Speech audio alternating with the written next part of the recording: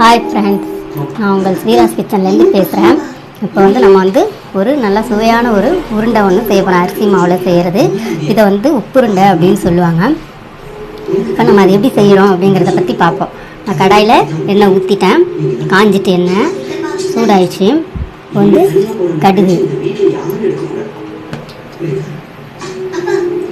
கடுகு போட்டு நல்லா வெடிக்கணும்.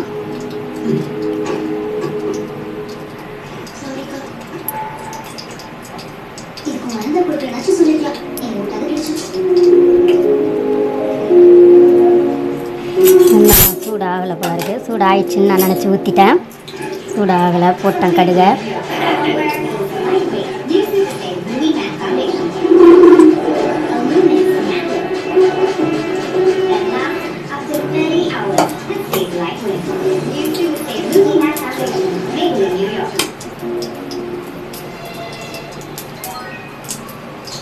வெடிக்கிற சவுண்ட் வருது.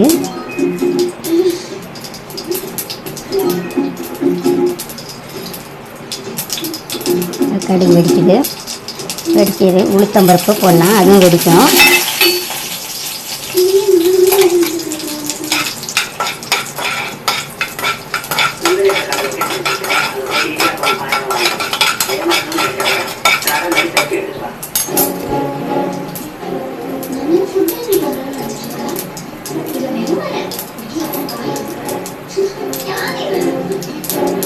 அது செவக்குது. அடுத்தது கடலை பருப்பை போட்டுடலாம். கருவு விடக்கூடாது.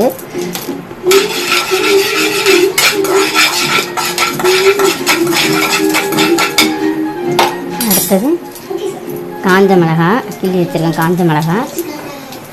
அடுத்தது கருவேப்பிலை. இது நல்லா டேஸ்ட்டாக இருக்கும் சாப்பிட்றதுக்கு. இப்போ அடுத்தது மாவு. ஒரு கப்பு தான் மாவு எடுத்து வச்சேன் நான்.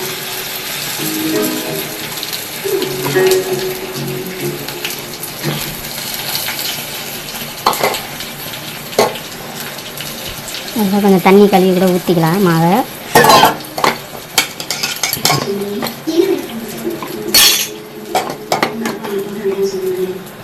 தண்ணியை கழுவி கூட மாவை ஊற்றிக்கலாம்.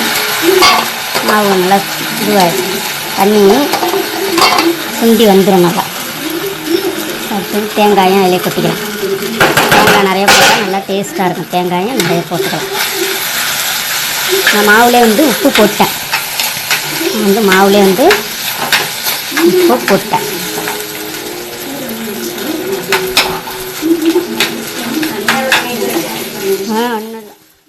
தேங்காய் நிறைய போட்டால் நல்லா டேஸ்ட்டாக இருக்கும். தேங்காயும் நிறைய போட்டுக்கலாம். நான் மாவுலே உப்பு போட்டேன். மாவுலே உப்பு போட்டேன்.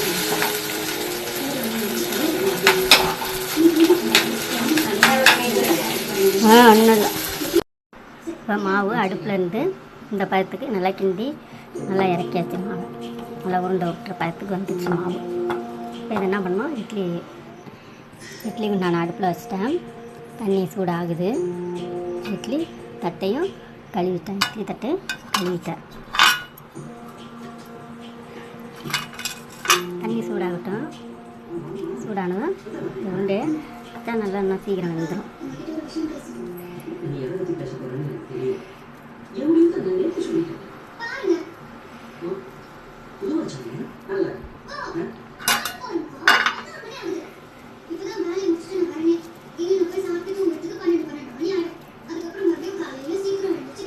நல்லா உருண்டையை நல்லா உருட்டி நல்லா கொஞ்சம் இட்லி பானையில் தண்ணி சூடாகிடுன்றேன் வச்சுட்டா ஒரு 5 நிமிஷம் வந்தால் போதும்.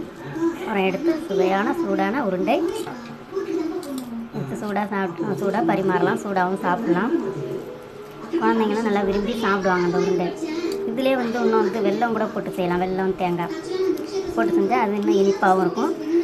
குழந்தைங்களும் இன்னும் நல்லா விரும்பி நல்லா சாப்பிடுவாங்க. இது புழுங்கரிசி தான். புழுங்கரிசி தான். பச்சரிசிலையும் செய்யலாம்.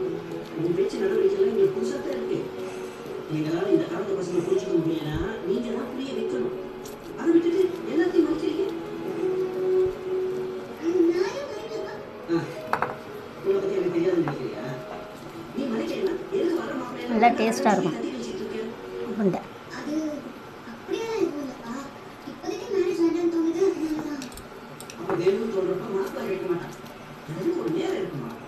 இந்த வருஷத்துக்குள்ள ஒரு கல்யாணம் பண்ணி வைக்கணும்னு அதுக்கு நீ சம்மதிக்கணும்.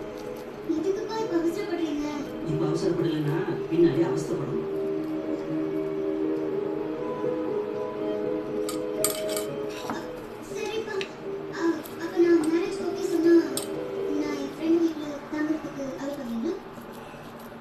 உன் வக்கீல் பற்றி எங்கேயும் கேட்ட பார்த்தியா?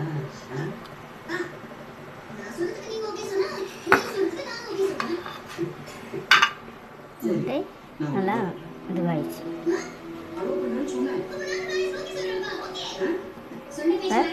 இட்லி குண்டானில் தண்ணி சூடாகிடுச்சு. எடுத்து அதை வச்சா வெந்துடும்.